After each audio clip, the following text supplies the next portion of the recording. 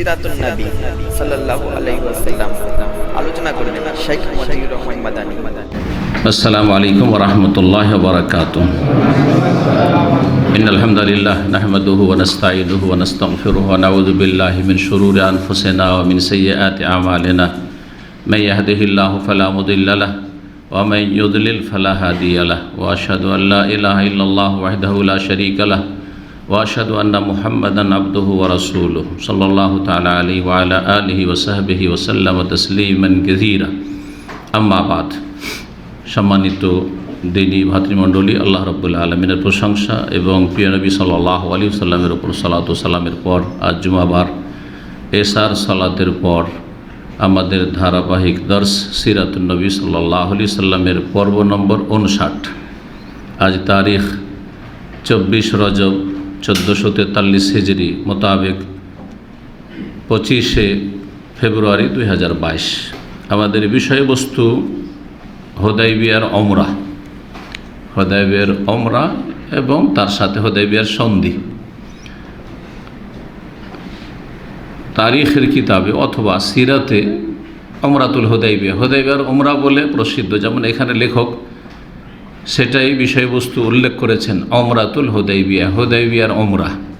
কিন্তু বাংলাভাষীদের মাঝে বা অধিকাংশ মুসলিমদের মাঝে হুদাইবিয়ার সন্ধি বলে প্রসিদ্ধ। সুলহুল হুদাইবিয়া, সুলহ মানে সন্ধি, সুলহ মানে হচ্ছে আসুলহ মানে মীমাংসা, আসুলহ মানে সন্ধি। তো সুলহ হুদাইবিয়া বলে বা হুদাইবিয়ার সন্ধি বলে প্রসিদ্ধ বা পরিচিত আজকের বিষয়টি। হুদাইবিয়ার সন্ধি বলতে পারেন আজকের বিষয়বস্তু, বাংলাতে এটাই বলাটা বেশি ভালো যাতে সবাই বুঝে। আর হুদাইবিয়ার সন্ধির একটি গুরুত্বপূর্ণ দিক হচ্ছে যে হুদাইবিয়ার ওমরা, মানে হুদাইবিয়া থেকে ওমরা শেষ করে ফিরে যেতে হয়েছে। ওমরা করার জন্য মক্কা যেতে হয়, বাইতুল্লাহর তওয়াফ করতে হয়, সাফা মারওয়া সাই করতে হয়, আর তারপর সেখানে গিয়ে মাথা মুন্ডন করতে হয় অথবা পুরো মাথা থেকে ছোটো করতে হয়। সেগুলি করা সম্ভব হয়নি। হুদাইবিয়া থেকে কোরবানির যে হাদির পশু ছিল সেগুলি জবাই করে চলে আসতে হয়েছিল। এই জন্য এর নামকরণ হয়েছে সিরাতের কিতাবাদিতে বা সিরাত যারা রচয়িতা, সিরাতের লেখক, তাদের কাছে ওমরাতুল হুদাইবিয়া বলে।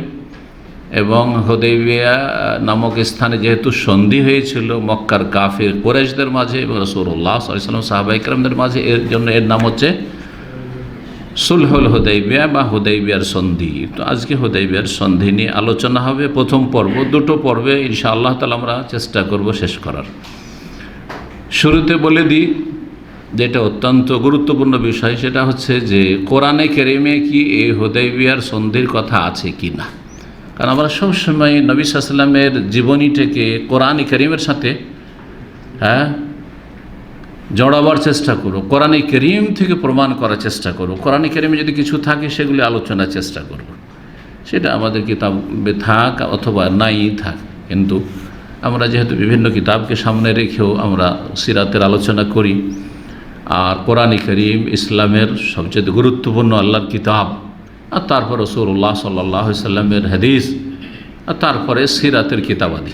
জি, তো কোরআনে কারীমে হুদাইবিয়ার কথা আছে। এই হুদাইবিয়া সম্পর্কে একটি সূরাই আল্লাহ নাযিল করেছেন, সেই সূরার নাম হচ্ছে সূরাতুল ফাth। 26 পারার প্রথম সূরা হচ্ছে সূরা আহকাফ, আর তারপরে সূরা মুহাম্মদ, আর তারপরে সূরা আল ফাth মানে কি? বিজয়। আল্লাহ রাব্বুল আলামিন এই সূরার প্রথম আয়াতে হুদাইবিয়ার সন্ধিকে ফাথ, বিজয় বলে, শুধু বিজয় না, ফাতহাম মুবিন, সুস্পষ্ট বিজয়, প্রকাশ্য বিজয় বলে আখ্যায়িত করেছেন। এবং তার বিভিন্ন আয়াতে হুদাইবিয়ার সন্ধির বিভিন্ন দিকগুলি আল্লাহ রাব্বুল আলামিন সেখানে বর্ণনা করেছেন। আমরা ক্ষেত্র বিশেষে আলোচনার সাথে সাথে সেই আয়াতগুলির দিকে ইঙ্গিত করব বা কিছু কিছু আয়াত আমরা সেখানে পাঠ করব। জি, হুদাইবিয়া জায়গা কোথায়? কারণ 1400 বছর আগের জায়গাগুলিকে বর্তমান জায়গা দিয়ে পরিচিত করা, এটা একটা গুরুত্বপূর্ণ জিনিস। অনেক সময় মানুষ জানতে পারে না, কিতাব পড়ে তখন নাম আলাদা পায়, কিন্তু বর্তমানে নাম একেবারে পরিবর্তন হয়ে গেছে। সুতরাং যদি আগের ইতিহাসের সাথে বর্তমান আপনার মানে ভৌগোলিক জ্ঞান না থাকে, জিওগ্রাফিয়ার জ্ঞান না থাকে, তাহলে বলতে পারবে না। যেমন একজন মানুষকে জিজ্ঞাসা করে জুলহুলাইফা হাদিস আছে, জুলহুলাইফা, তো জুলহুলাইফা জায়গাটা কোথায়? জুলহুলাইফা সাধারণত কোথাও লেখা পাবেন না হয়তো, আর থাকলেও খুব কম আছে। কিন্তু ওই জায়গায় কি লেখা আছে? আবিয়ারে আলী লেখা আছে বা আবারে আলী লেখা আছে। জি, তাহলে আমরা এখন জানতে পারলাম যদি ওই জুলহুলাইফারই নতুন নাম হচ্ছে আবিয়ারে আলী বা আবারে আলী, তাহলে বলবো যে যেই জায়গাটাতে লোকেশন লেখা আছে আবারে আলী বা আবিয়ারে আলী, ওই জায়গা, সেটা হচ্ছে মসজিদ নববী থেকে 10 কিলোমিটার মক্কার পথে।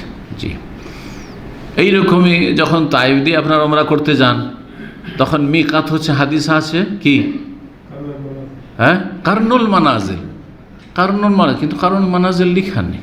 এই জায়গার নাম কি? আস-সাইলুল কবির। মাশাআল্লাহ, আমাদের ইউসুফ ভাই যেহেতু ওখানেই ব্যবসা করেছেন, মিকাতে ওনার হোটেল ছিল, মাশাআল্লাহ, সেই জন্য আগে আগে বলছেন। জি, জোহফা, জোহফা ও মিকাত, মক্কার পশ্চিম দিক থেকে যারা আসবে, উত্তর পশ্চিম থেকে না, পশ্চিম দিকে তো সাগর, তো পশ্চিম দিক থেকে রাস্তা কোথায়? উত্তর পশ্চিম দিক থেকে তাদের আরেকটি মিকাত জোহফা, কিন্তু জোহফা নামে কোনো জায়গা আজকাল পরিচিত নেই। তাহলে জোহফা কোন জায়গার নাম? সেটা বর্তমান নাম, সে গ্রাম বিরান হয়ে গেছে, গ্রাম নাই ওইটা, কিন্তু তার পাশে একটা ছোট শহর গড়ে উঠেছে, সেই শহরের নাম হচ্ছে রাবেগ, সেই শহরের নাম হচ্ছে রাবেগ, এইভাবে।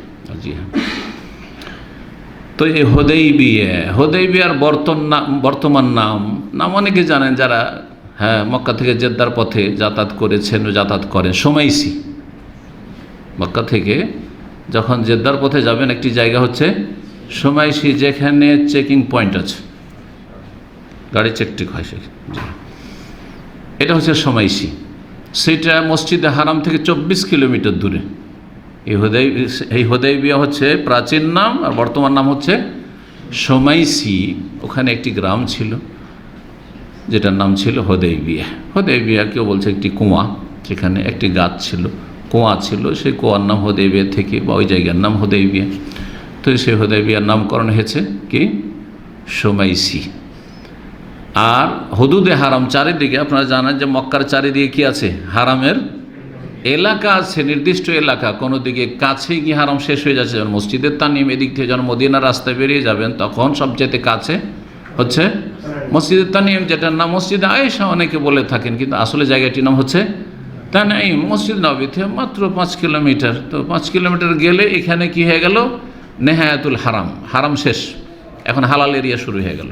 তারপরে অনেক দূর পর্যন্ত মক্কার জনবস্তি গেছে, হালাল এরিয়া, কিন্তু কোনো দিকে 20, 25, 30 কিলোমিটার চলে গেছে, এদিকে সময় বেশ 24 কিলোমিটার, যেমন বললাম 24 কিলোমিটার হচ্ছে সোমাইসি। আর তার 2 কিলোমিটার একটু ঢোকেন, তখন হারামের এরিয়া শুরু হচ্ছে। তার মানে মসজিদ হারাম থেকে জেদ্দার পথে 22 কিলোমিটার যাওয়ার পরে হুদুদে হারাম বা হারামের সীমানা শেষ হচ্ছে। তা হুদাইবিয়ার জায়গাটিও জেনে নিলাম, কারণ আমরা মুসলিম হিসাবে আমাদের কৌতূহল থাকে যে নবী সাল্লাল্লাহু আলাইহি সাল্লাম হুনাইনের যুদ্ধটা কোন এলাকায় করেছেন, তাই না? তায়েফের কোন এলাকায়? সে ওয়াদি নাখলা উপত্যকা, যেখানে ফজরের সালাত পড়েছিলেন, যখন নিরাশ হয়ে ফিরে আসলেন। মনের একটা জানার চাই, সৌর পাহাড়টা কোথায়? হেরা পাহাড়ের গুহা যে পড়েছি, শুনেছি, নবী সাল্লাল্লাহু আলাইহি ওয়াসাল্লাম যেখানে নবী রাসূল হয়েছেন, সেটা কোথায় জানার একটা কি আছে, সবার আগ্রহ আছে একজন মুসলিম হিসাবে। তো হুদাইবিয়া হচ্ছে এই ঐতিহাসিক জায়গাটি, যেটির বর্তমান নাম হচ্ছে সোমাইসি। তার দূরত্ব বলে দিলাম। এখন আলোচনা শুরু করি যে রাসূলুল্লাহ সাল্লাল্লাহু আলাইহি ওয়াসাল্লাম উমরার উদ্দেশ্যে বের হলেন 6ষ্ঠ হিজরিতে। হিজরি সন কত ছিল? তাহলে আমরা আলোচনায় 6ষ্ঠ হিজরি পৌঁছে গেছি। এখন আর 4 বছর আছে। 4 বছরের আলোচনাতে আরও 40টার বেশি আলোচনা হবে। 100টিতে ইনশাআল্লাহ তাআলা শেষ করব। আল্লাহ তৌফিক যেন দান করেন। আজকে 59 বের হলেন 6ষ্ঠ হিজরিতে। মাস ছিল জিলকাদ। জিলকাদ মাসের শুরু দিকে ছিল, বারটি ছিল সোমবার। বের হলেন তার আগে রাসূলুল্লাহ সাল্লাল্লাহু আলাইহি ওয়াসাল্লাম একটি স্বপ্ন দেখেছিলেন। রাসূলুল্লাহ সাল্লাল্লাহু আলাইহি ওয়াসাল্লাম স্বপ্ন দেখলেন যে তিনি মদিনাতে আছেন। স্বপ্ন দেখেছেন যে মক্কা চলে গেছি উমরা করতে, আর মক্কা গিয়ে উমরা করলাম। উমরা করার পরে কেউ মাথা মুন্ডন করলাম, কেউ আমাদের সাহাবী সাথীরা কেউ মাথার চুল ছোট করলো। এইরকম স্বপ্ন দেখলেন। আর তারপরে উমরার উদ্দেশ্যে বের হলেন, আর উমরা করতে গিয়ে বাধাগ্রস্ত হয়ে গেলেন। হুদায়বিয়া থেকে আর এগিয়ে যেতে দিল না, সেখান থেকে কেউ মাথা মুন্ডন করে, কেউ চুল ছোট করলো, সেখান থেকে ফিরে চলে আসলেন। রাসূলুল্লাহ সাল্লাল্লাহু আলাইহি ওয়াসাল্লামের স্বপ্ন তাহলে কি আমাদের মতো স্বপ্ন না? আম্বিয়া রসুলগণের স্বপ্ন হচ্ছে ওহী। হ্যাঁ, সাহাবীদের অনেকের প্রশ্ন ছিল যে নবী সাল্লাল্লাহু আলাইহি ওয়াসাল্লাম স্বপ্ন দেখেছেন, তো স্বপ্নের বাস্তবায়ন কই হলো? কিন্তু স্বপ্ন যে এই সফরই হবে এটা কি বলা হয়েছে? আগামীতে হবে। হ্যাঁ, আগামীতে হবে। তারপরের বছর উমরাতুল কাজা হলো, তখন একেবারে গেলেন, মক্কায় গিয়ে তওয়াফ করলেন, 3 দিন অবস্থান করলেন, সাফা মারওয়া সাই করলেন, উমরা করলেন। আর উমরার সওয়াব এখান থেকে হুদায়বিয়া থেকে ফিরে গিয়ে উমরার সওয়াব পাওয়া গেল। কারণ কেউ যদি অনিচ্ছাকৃত বাধাগ্রস্ত হয়, চেষ্টা করলেন যাওয়ার, উমরার নিয়তে গেছিলেন, কিন্তু রাস্তায় গিয়ে প্রচণ্ড অসুস্থ হয়ে গেলেন, আর যে কোনো রকমের দুর্ঘটনার শিকার আল্লাহ না করে ফিরে চলে আসতে হলো, উমরার নেকি পেয়ে গেলেন। এখান থেকে জানা উচিত আমাদের মাসলা যে কেউ যদি হজ করতে আসে, আর হজ নাও করতে, অনেকে আরাফার আগে মারা যায়, হজ শেষ করতে মারা গেল, হজের নেকি পেয়ে গেছে, তার হজ হয়ে গেছে। বরং এ করোনার কারণে যারা হজের জন্য টাকা পয়সা জমা করেছিলেন অনেকে আসতে পারেননি, অনেকে আর্থিক দিকে ক্ষতিগ্রস্ত, এখনও টাকা পয়সা ফিরিয়ে পাননি। আর আর্থিক সচ্ছলতা হইল না, হজ নসিব হইল না, বা দুনিয়া থেকে চলে গেলেন, হজের নেকি পেয়ে গেছেন। এবং আল্লাহর কাছে জবাবদিহি করতে হবে না যে তুমি হজ করেনি অথচ সচ্ছল ছিলে, হজের জন্য চেষ্টা করেছে। আল্লাহ বলেছেন যে লা ইউকাল্লিফুল্লাহু নাফসান ইল্লা উসআহা, মানুষকে ক্ষমতার বাইরে আল্লাহ কোনো দায়িত্ব দেন না। ফাত্তাকুল্লাহ মাস্তাতাতু, যথাসাধ্য আল্লাহকে ভয় করো। তার সাধ্যে ছিল, চেষ্টা করেছে, পৌঁছিতে পারেনি গন্তব্যস্থানে, নেকি পেয়ে গেছে, সাবাতাল্লাহ আজর ইনশাআল্লাহ। জি, রাসূলুল্লাহ সাল্লাল্লাহু আলাইহি ওয়াসাল্লাম স্বপ্নে দেখছিলেন। এই স্বপ্নের কথা এই সূরার, যে সূরার কথা বললাম, সূরা কি? সূরাতুল ফাতহের শেষ দিকে রয়েছে, সেই শুরু করুন প্রথম আয়াত। জি, আল্লাহ রাব্বুল তাতে ইরশাদ করে, লাকাদ সাদাকাল্লাহু রাসূলাহু রুইয়া বিল হক লাতাদখুলুন্নাল মাসজিদাল হারামা ইনশাআল্লাহু আমিনিন মুহাল্লিকিনা রুউসাকুম মুকাসসিরিনা লা তাখাফুন ফাআলিমা মা লাম তা'লামু ফাজআলা মিন দুনি যালিকা ফাতহান করিবা। জি, এই দুটো আয়াত 24 এবং 25 এই আয়াতগুলিতে, জি, কোরআন কারীমটা একটু নিয়ে আসেন।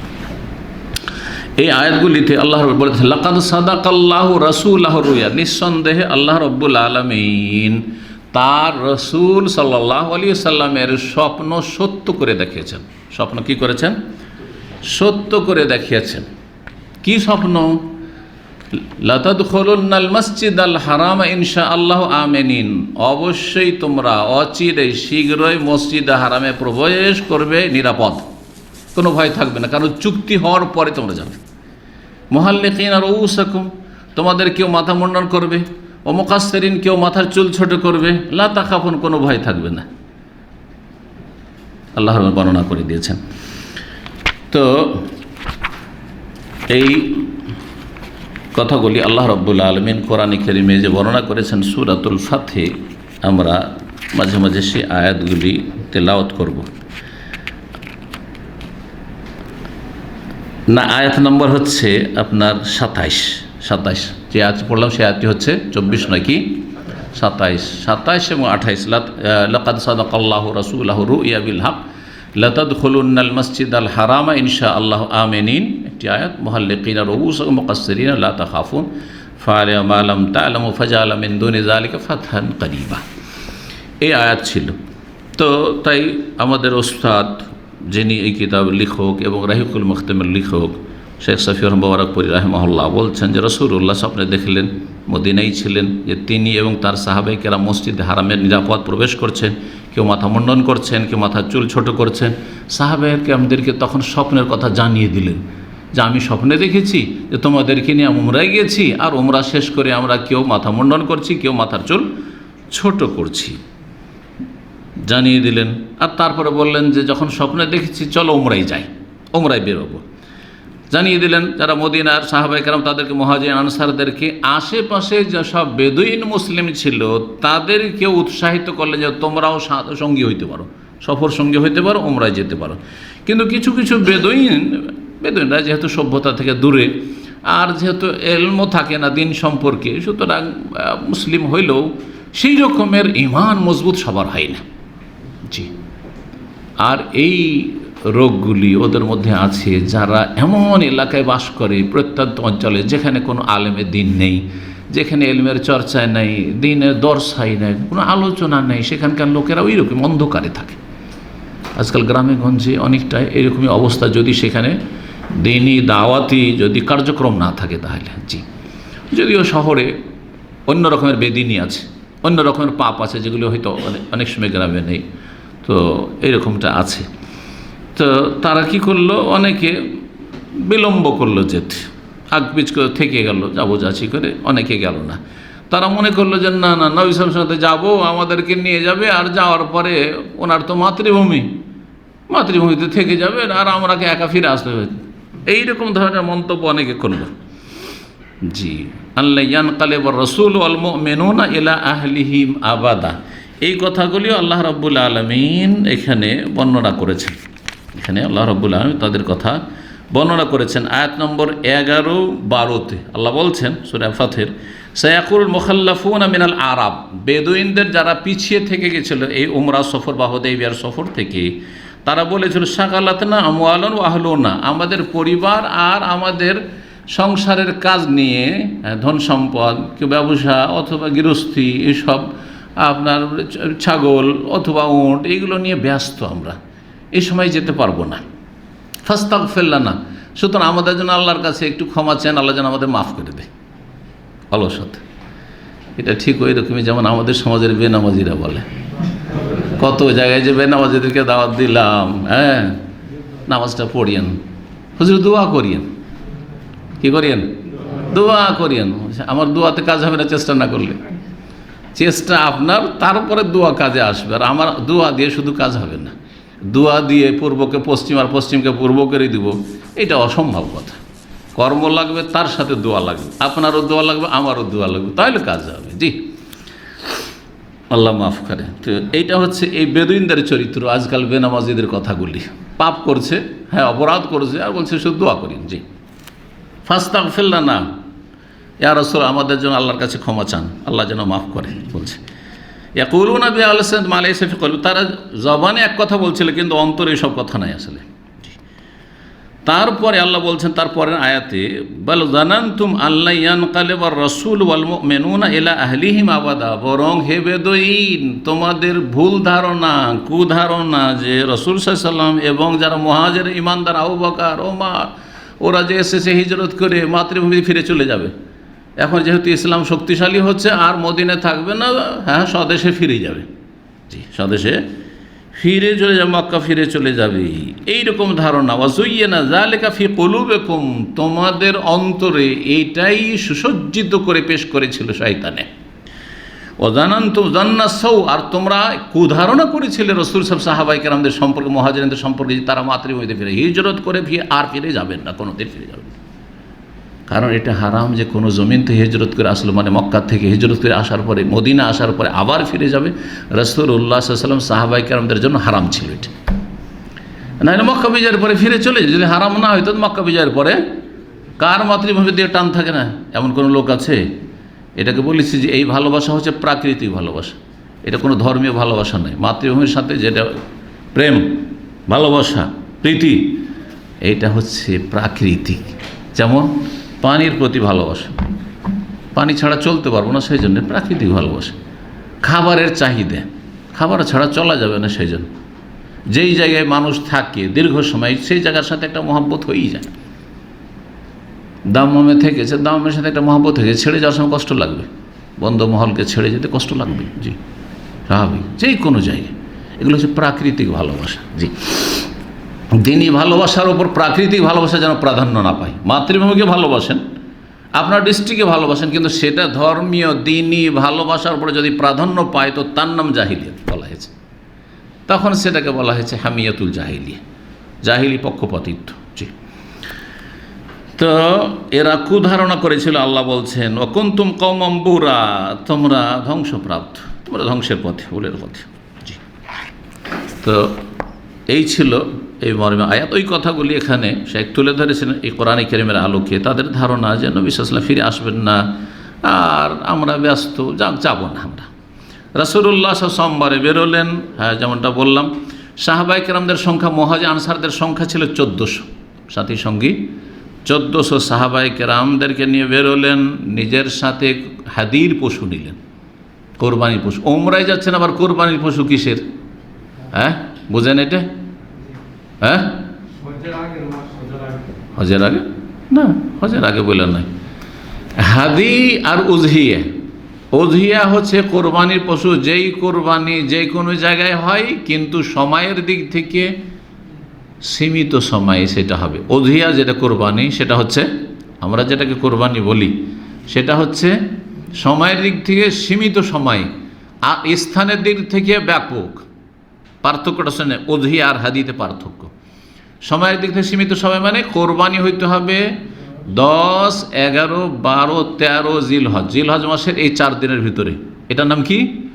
উযহিয়া। মানে নিজের বাড়িতে যে কোরবানিগুলো করছেন, বাড়িতে করেন আর এখানে করেন, যে মক্কা এসে করেন, আপনি হজে এসে করেন, আর ওমরাতে করেন, যদি কোরবানি, এটা হচ্ছে কোরবানি উযহিয়া, যার সম্পর্ক হচ্ছে এই 4 দিনের সাথে। তো দিনের দিক থেকে লিমিটেড সময়, সীমিত সময়, আর জায়গার দিক থেকে সারা পৃথিবীর যে কোনো জায়গায় কোনো মুসলিম, হ্যাঁ, এই ঈদের দিনগুলি আইয়ামে তাশরিকে জবাই করছে, সেটার নাম কি? উযহিয়া। হাদি স্থানের দিক থেকে সীমিত স্থান, আর সময়ের দিক থেকে আনলিমিটেড, গোটা বছরের যে কোনো সময় সেটা হইতে পারে। ওর উল্টা, হাদির সংজ্ঞা হচ্ছে মা ইউহদা ইলাল হারাম, এমন পশু যেটাকে হারামের উদ্দেশ্যে নিয়ে যাওয়া হয় সাথে করে। এইটাই প্রাচীন যুগে প্রচলন ছিল, কিন্তু নিয়ে গেলেন না, ওখানে গিয়ে কিনলেন। কিন্তু হ্যাঁ, সেখানে দুটো দিক মনে রাখবেন। একটা হচ্ছে যে স্থানের ক্ষেত্রে সীমিত স্থান, সেটা হইতে হবে হুদুদে হারামের ভিতরে, হারামের এরিয়ার ভিতরে। আর তার চাইতে উত্তম হচ্ছে মেনাই। হ্যাঁ, নবী সাল্লাল্লাহু কি বলেছেন? নাহার তো হাহনা, নাহার তো হাহনা, আমি এই জায়গায় কোরবানি করলাম, জবাই করলাম, হাদি জবাই করলাম। ও মেনা কুল্লুহা মানহার, মেনার এলাকা পুরোটাই হচ্ছে কোরবানির স্থান, এটা উত্তম। কিন্তু কেউ যদি মেনাতে না করে মক্কার হারামের এলাকাতে, কারো বাড়িতে, হ্যাঁ কারো ভিলাতে জবাই করে দেয়, পাহাড়ের উপরে। একবার কোরবানি করলাম, আমার এক ক্লাসমেট কক্সবাজারের, তাকে নিয়ে কিনলাম মক্কার ওই কাকিয়াতে বকরি ছাগল মার্কেট। প্রথম কথা কিনতে গেলাম তার সাথে, বুঝছি।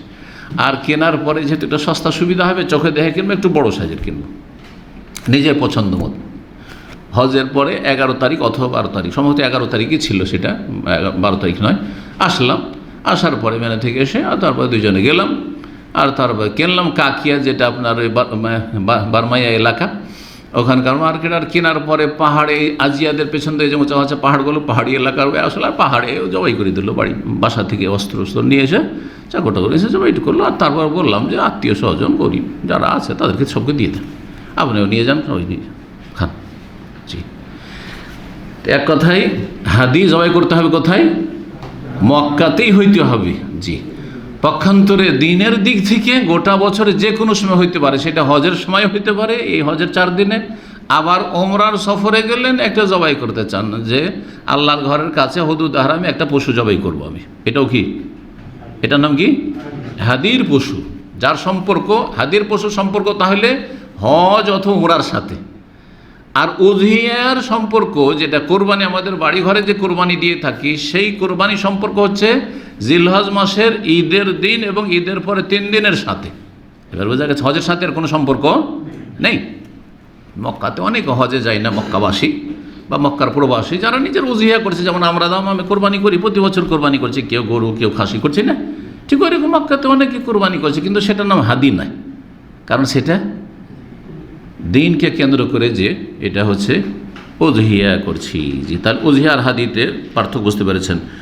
তো রাসূলুল্লাহ সাল্লাল্লাহু আলাইহি ওয়াসাল্লাম কী করেছিলেন? হাদির পশু মদিনা থেকে সাথে নিয়ে গেছিলেন, যাতে করে মক্কার কাফেররা এই কথা জেনে নাই, মেসেজ দেওয়া তাদেরকে এটি, যে আমরা যুদ্ধ করতে আসিনি, কোনো ঝামেলা করতে আসিনি, কী করতে এসেছি?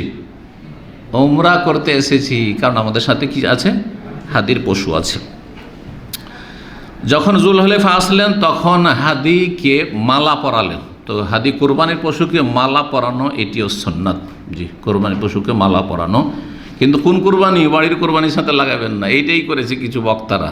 হ্যাঁ, কোথায় হাদির পশু? হাদির পশু রাস্তা দিয়ে নিয়ে যাওয়া হচ্ছে, চোর ডাকাত এদিকে ছিনতাইকারী দেখে যাতে বুঝতে পারে যে এটা রে আল্লাহর ঘরের দিকে নিয়ে যাওয়া হচ্ছে, চিনতে পারে। একসময় লুটপাটও তো হইতো। তো এই জন্য কিন্তু বাড়িতে নিজের আপনার উজহিয়ার ওপর ফিট করবেন না হাদির পশুর বিধানকে। কথা বোঝা গেছে? জি, এমনিতে আপনি সাজাইতে চান সাজান, সেটা আলাদা কথা, কিন্তু এটাকে বলবেন না যে এটা মৃত সুন্নাত আমরা জীবিত করলাম, যেমন গতবার ঈদের সময় কিছু বক্তারা বলে ফেলেছে, বা সোশ্যাল মিডিয়ার আমাদের ভাইরাল লিখে ফেলেছে। জি, তো রাসূলুল্লাহ সাল্লাল্লাহু আলাইহি ওয়াসাল্লাম কী করলেন? সেখানে কেলাদা মানে মালা পরাইলেন। আর ইশআর করলে, ইশআর দুটো লক্ষণ থাকে যে এটা হাদির পশু আল্লাহর ঘরের দিকে নিয়ে যাওয়া হচ্ছে, মক্কা নিয়ে যাওয়া হচ্ছে।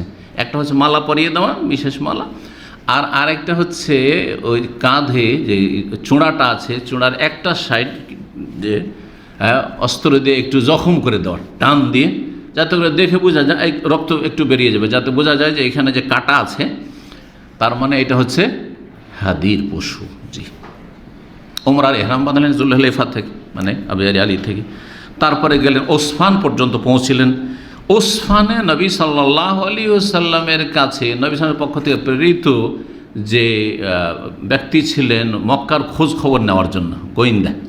যে নবী সাল্লাল্লাহু আলাইহি ওয়াসাল্লাম পাঠাতেন যে ওদের অবস্থান সম্পর্কে জানো, কে কোথায় আছে না আছে, কী করছে না করছে, ওদের মন মানসিকতা কী। এমন না যে ওরা অস্ত্র হঠাৎ করে সামনে পড়ে গেল আর আমার ক্ষতিগ্রস্ত না, খোঁজ খবর অবশ্যই নিতে হবে। তো এসে সেই ব্যক্তি খবর দিলেন যে কোরাইশরা কিন্তু লড়াইয়ের জন্য প্রস্তুত। ওরাও খবর পেয়ে গেছে, ওরা সবসময় মদিনার খবর রাখছে যে নবী সাল্লাল্লাহু আলাইহি ওয়াসাল্লাম আসছেন, লড়াইয়ের জন্য প্রস্তুত। এইদিকে ওমরা করতে যাচ্ছেন নবী সাল্লাল্লাহু আলাইহি ওয়াসাল্লাম, আর ওরা যুদ্ধ করার জন্য প্রস্তুতি আছে। এবং মসজিদে হারামে আসতে দেব না, মক্কায় ঢুকতে দেব না মুহাম্মদ সাল্লাল্লাহু আলাইহি ওয়াসাল্লামকে, তার সাথী সঙ্গীদেরকে। জেদ তাদের, হটকারিতা। হ্যাঁ, যদি ঢুকতে দিই তাহলে আমরা দুর্বল হয়ে গেলাম, হেরে গেলাম। কিছু লোকের মন মানসিকতা এরকম থাকে, যেইটা বলে দিচ্ছে এতে থেকে আমি পিছিয়ে ফিরছি, ছড়ছি না। আমি যদি আমি পিছপা হয়ে যাই তার মানে আমি কী হয়ে গেলাম? তার কাছে দুর্বল হয়ে গেলাম, ছোট হয়ে গেলাম। আমি ছোট হতে চাই না। এইরকমটাই হয়েছিল মক্কার কাফেরদের। কুরাইশের লোকেরা জু তাওয়া নামক এক জায়গায় এসে তারা অবস্থান করছিল মক্কার বাইরে, যে যদি আসে ওইখানে বাধা দেব। খালেদ বিন ওয়ালিদকে কুরাইশের লোকেরা পাঠালো 200 অশ্বরোহী নিয়ে, ঘোড়সওয়ার যোদ্ধা নিয়ে, কোরাউল গমিম পর্যন্ত, ওসফানের কাছাকাছি, যাতে করে অগ্রিম রাস্তায় গিয়ে বাধা দেয় মুসলিমদেরকে, নবী সাল্লাল্লাহু আলাইহি ওয়াসাল্লাম সাহাবায়ে কেরামদেরকে মক্কার দিকে এগিয়ে না যেতে পারে। আর এই ক্ষেত্রে সার্বিক আরও সহযোগিতা নেওয়ার জন্য হাবাসি কালোদেরকে, কারণ এরা তো হাবাসিরা শক্তিশালী, এরা পিছনে চিন্তা করে দেখে না কী পরিণাম হবে। হ্যাঁ, তো এদের অভ্যাসটা এরকম। তো এই হাবাসিরা যারা ছিল তাদের সহযোগী, তাদেরকে একত্রিত করলো, জমা করলো তাদের সহযোগিতার জন্য, যে কুরাইশদের যাতে সহযোগিতা করে প্রয়োজনে। রাসূলুল্লাহ সাল্লাল্লাহু আলাইহি ওয়াসাল্লাম পরামর্শ করলেন যে এখন তো আমাদের সামনে এরা এসে বাধা দিয়ে দিল, আর মক্কা আমাদেরকে প্রবেশ করতে দেবে না, তা আমরা কি করতে পারি? আমরা কি এদের ওপর আক্রমণ করে দিব, এই যে হাবাসিরা এসছে আর এগিয়ে আসছে, আর নাকি আমরা বাইতুল্লাহর উদ্দেশ্যে চলতে থাকবো? আর যেখানে গিয়ে বাধা দিবে, যখন বাধা দিবে তখন যদি লড়াইয়ের পরিস্থিতি তৈরি, তখন লড়াই করব। আগে লড়াই শুরু করে দেব, নাকি কাবার দিকে এগিয়ে যেতে থাকবো, বাইতুল্লাহর দিকে এগিয়ে যেতে থাকবো, আর যেখানে গিয়ে বাধা দেবে সেখানে যদি যুদ্ধের প্রয়োজন হয় তখন যুদ্ধে লিপ্ত হব। এই মর্মে পরামর্শ করলেন আবু বকর সিদ্দিক রাদিয়াল্লাহু তাআলা আনহু। পরামর্শ দিলেন, ইয়া রাসূলুল্লাহ, যে না মুতামিরিন, আমরা তো উমরা করতে এসেছি, আমরা তো লড়াই করার উদ্দেশ্যে আসিনি, ওইভাবে আমরা লড়াইয়ের জন্য প্রস্তুতি নিয়েও আসিনি। সুতরাং আমরা আসলে লড়াই শুরু করব না, করব কি এগিয়ে যাই। আর যদি দেখা যায় যে এমন মুখোমুখি তারা হয়ে গেল যে লড়াই বাধ্য হলাম, আর যেতে দিচ্ছে না, তখন প্রয়োজনে লড়াই করব। নবী সাল্লাল্লাহু আলাইহি ওয়াসাল্লাম এই মতটিকে পছন্দ করলেন, বললেন ঠিক আছে তাই করি। খালেদ বিন ওয়ালিদ তখন পর্যন্ত কাফেরদের বড় প্রখ্যাত বিখ্যাত যোদ্ধা। জি,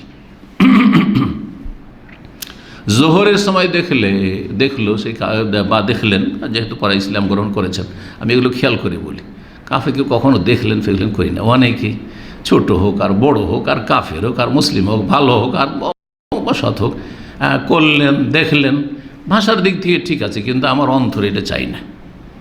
আমার ভাষাতে খেয়াল করবেন, আমি যথাসাধ্য চেষ্টা করি একজন মুসলিমকে আলাদা ভাষা দিয়ে বলার।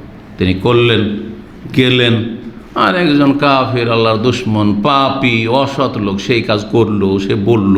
জি, খালিদ বিন ওয়ালিদ রাদিয়াল্লাহু তাআলা আনহু কুফরের অবস্থায় ছিলেন। সেই সময় জোহরের সময় দেখলেন যে মুসলিমরা দূর থেকে দেখছে, 200 লোক নিয়ে যে নেতৃত্ব দিচ্ছে, দেখছেন যে মুসলিমরা রুকু করছে, সেজদা করছে। আরে এটাই তো সুযোগ ছিল, যেমনই সিজদা পড়েছে তখন তো আমরা চারিদিকে আক্রমণ করে দিতে পারতাম, আর এগুলোকে শেষ করে দিতে পারতাম। তারপরে হলো যে একটা সুযোগ গেল, চান্স চলে গেল জোহরে। আচ্ছা ঠিক আছে, ওদের আর একটি সলাত আছে, নামাজ আছে, এবং খালিদ বিন ওয়ালিদ জানতে পেরেছে যে এই নামাজটি, এই সলাতটি মুসলিমদের কাছে এত গুরুত্বপূর্ণ, নিজের পরিবার পরিজন, নিজের জানের চাইতে বেশি গুরুত্বপূর্ণ আসরের সলাত, কারণ আসর আর ফজর খুব গুরুত্বপূর্ণ সলাত। তো এই সুযোগের সন্ধানে ও পথ পেতে আছে, প্রস্তুত হয়ে আছে যে হামলা করবে আসরের সময়। তার আগে আল্লাহ রাব্বুল আলামিন সালাতুল খৌফের বিধান নাজিল করে দিলেন। হ্যাঁ, ভয়ভীতির সলাত, যে একদল সলাত পড়ো আর একদল কাফেরদের সামনে প্রস্তুত হয়ে থাকো, দাঁড়িয়ে থাকো অস্ত্র নিয়েছি। রাসূলুল্লাহ সাল্লাল্লাহু আলাইহি সাল্লাম যেই রাস্তা দিয়ে যেতেন, যেটা প্রসিদ্ধ রাস্তা, যেই রাস্তা কুরাইশরা জানে, সেই রাস্তা বদলে দিয়ে অন্য রাস্তা ধরলেন, একটু ডান দিকে মক্কার নিচু এলাকা দিয়ে, আর তারপরে হুদাইবিয়ার দিকে এগিয়ে যেতে লাগলেন। যেই জায়গাটি বললাম যে সময়সী, এদিকে এগিয়ে যেতে লাগলেন। সেটা মক্কা থেকে কোন দিকে? পশ্চিম দিকে। মাশাআল্লাহ, জেদ্দা কোন দিকে? পশ্চিম দিকে না? পশ্চিম দিকে, মক্কা থেকে পশ্চিম দিকে। যখন হুদাইবিয়ার স্থানে পৌঁছলেন রাসূলুল্লাহ সাল্লাল্লাহু আলাইহি ওয়াসাল্লাম, তখন তার যে উষ্ট্রি ছিল, বাহন ছিল, সেই উটনিটার নাম কি ছিল বা উষ্ট্রির নাম কি ছিল? কাসওয়া। ওর নাম ছিল কাসওয়া। এটাতে বোঝা যায় যে পশুরও নাম রাখা যেতে পারে। আরেকটি মশলা জানে, ফিকহি মশলা, পশুর নাম। যারা কুকুর পুষে কুকুরের নাম রাখে, কিন্তু ইংরেজদের কুকুরের নাম আছেও। আর ইংরেজদের যারা গোলাম, তাদের বাচ্চাদের নাম ইংরেজদের যে কুকুরের নাম থাকে, নিজের ছেলে মেয়েদের নাম রাখে। মুসলিম সমাজ এমন আছে না? কারণ ডালিম, তো কারের নাম কি? হ্যাঁ, ববি, হ্যাঁ, টমি, এই ধরনের নামগুলো। যে ওই ব্রিটিশদের গোলামি করে 250-300 বছর গোলামি করে এমন গোলামের গোলাম হয়েছে মানসিক দিক থেকে, যে ওদের যেগুলো কুকুরের নাম, সেগুলি এক শ্রেণীর বেদিন মুসলিমদের নাম হয়ে থাকে। এমন নাম হওয়া উচিত নয়, এটি হচ্ছে মানসিক গোলামি। কিন্তু পশু পাখির নাম রাখা যেতে পারে। পশু পুষছেন, একটা পাখি পুষছেন, নাম রাখতে পারেন। আপনার ঘোড়ার নাম রাখতে পারেন। নবী সাল্লাল্লাহু ঘোড়ার নাম ছিল, হ্যাঁ, নবী সাল্লাল্লাহু আলাইহি সাল্লামের উটের নাম ছিল, এই উটের নাম ছিল কাসওয়া। বসে গেল উঠ, যখন বসে গেল, নবী সাল্লাল্লাহু আলাইহি ওয়াসাল্লাম উঠাবার চেষ্টা করলেন, সাহাবীরা চেষ্টা, কিন্তু আর উঠে না। জি, তখন সাহাবীরা বলতে লাগলেন যে খালাতিল কাসওয়া, এই কাসওয়া নামক উষ্ট্রি ক্লান্ত হয়ে গেছে। নবী সাহেব বলেছেন, না, মা খালাতিল কাসওয়া, এই উষ্ট্রি ক্লান্ত হয়ে যায়নি, বা এই উষ্ট্রি হয়, আপনি দেখেছেন যারা আপনার চাষাবাদ করেন, চলতে চলতে গরু কী করে, গাড়িতে চলতে চলতে বা হালে লাঙ্গলে চলতে চলতে বসে যায়, যেখানে সেখানে বসে যায়। কিছু গরুর বধ সব আছে, যেখানে সেখানে বসে যায়। এটাকে কি বলে? এইরকম গরুকে কি বলে? একজন অলস, তো আম ভাষা। আমাদের আঞ্চলিক ভাষায় আমরা বলি, মালদহ রাজশাহীর লোকেরা বুঝবে, এটাকে কাইঠা বলে। হ্যাঁ, কাইঠা, বুঝেন নাকি? হ্যাঁ, কাইঠা শব্দ, কাইঠা বলদ। তো খালাতিল কাসওয়া মানে এই কাসওয়া উটি কাইঠা হয়ে গেছে। ঠিক তখন নবী সাল্লাল্লাহু আলাইহি ওয়াসাল্লাম বলছেন, না, মা খালাতিল কাসওয়া, আমার উষ্ট্রি কাইঠা হয়ে যায়নি, অলস হয়ে যায়নি। ওমা যাকা লাহা বেখলুক, আর এইটা আমার এই উষ্ট্রি বাহনের চরিত্র না, এইরকম স্বভাবের নয় আমারটি।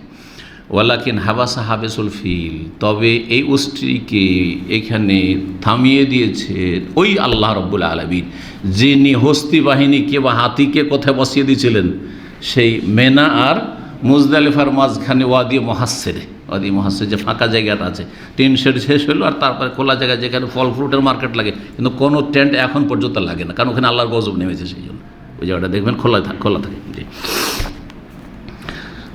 তার আল্লাহ থামিয়েছেন, আল্লাহ বসিয়েছেন।